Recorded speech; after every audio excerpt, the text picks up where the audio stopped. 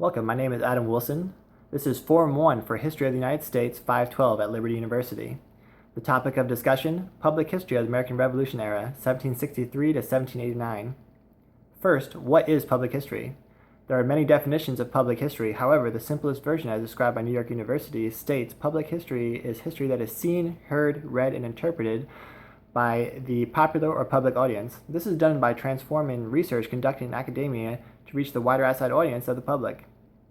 Examples include, but aren't limited to, museums, historical societies, libraries, government, archives, and digital humanities. As recommended by the professor of this class, online sites like the Freedom Trail, Architect of the Capitol, and the Poplar Forest have opened the door to transform research to be viewed or exposed by the public audience. The first website, the Freedom Trail, located in Boston, Massachusetts, website thefreedomtrail.org. The website helps the audience experience more than 250 years of history through the American Revolution in Boston, Massachusetts.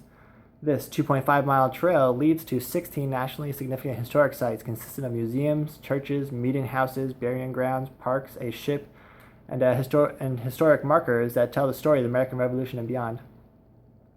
The next website, Architect of the Capitol, at website aoc.gov, is named after the position Architect of the Capitol, whose job is essential in maintaining historical buildings and artifacts, primarily for Congress and the Supreme Court.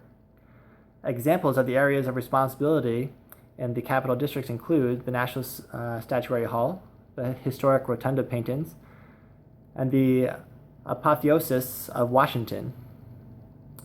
The National Statuary Hall features 100 statues, 2 from all 50 states. The AOC's role in regards to the statues is to provide advice to the states when they want to replace their statues, as well as help and preserve the statues. The historic Rotunda paintings, which depict scenes from the past through art.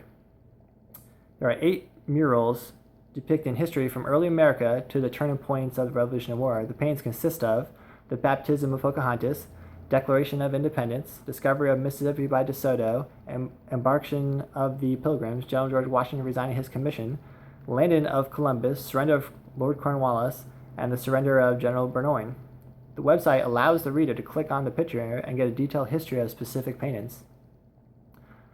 The Apotheosis of Washington is seen in the Capitol building's rotunda. This painting was completed after the Civil War and depicts General George Washington rising to the heavens. This shows how Washington was looked at in reverence and admiration for his role in American independence. The third website, poplarforest.org, Thomas Jefferson's Poplar Forest Retreat, located in Forest, Virginia. The purpose of this site is to preserve Thomas Jefferson's personal retreat and to inspire the public to explore his enduring legacy and his belief in the boundless freedom of the human mind. According to the interview of Jefferson's presentations, not many people knew Jefferson had a second home. This home was the first octagon home in America. Visitors of the Poplar Forest are able to have a deeper understanding of Jefferson through the detailed writings of his daily life that include his hobbies and interests. Through the preservation of the Poplar Forest, the public is able to have a deeper understanding of him through their most recent discoveries as well as from their discoveries that were already available from the past.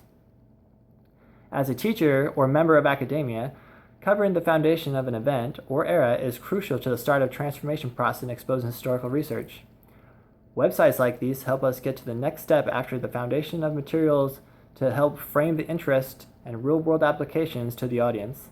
Ideally, the final step would be a field trip to this historical site, museum, or gallery to apply the finished exposure to the lessons with tangible evidence exposing the audience. It is important to remember that there are a variety of learners in every class. Some may benefit more by being exposed to public history sites visually using hands-on approaches. Of course, if a field trip is not available to the class, a virtual tour of the historical site would be sufficient in educating, reinforcing, and exposing the audience to the research. Thank you.